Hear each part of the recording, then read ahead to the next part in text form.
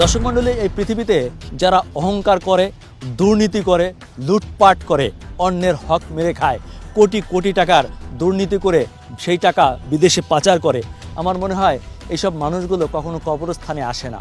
আপনি যদি কবরস্থানে আসেন তাহলে দেখতে পাবেন যে কি হচ্ছে।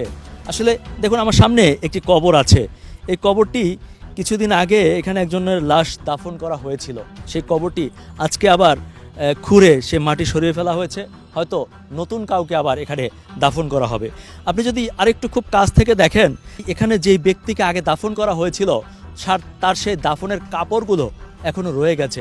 আমরা দেখতে পাচ্ছি টুকরো টুকরো হয়ে আছে, এবং কোথাও দেখা যায় যে ছোট ছোট হাড়ের টুকরাগুলোও এখনও রয়ে গেছে। গোরখোদক কিছুক্ষণ আগেই এই কবরটি এভাবে পরিষ্কার করেছে।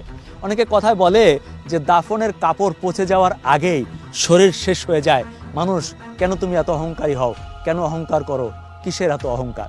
এই কবরগুলো দেখলে মানুষের অহংকার হয়তো কিছুটা হলেও কমতে পারে।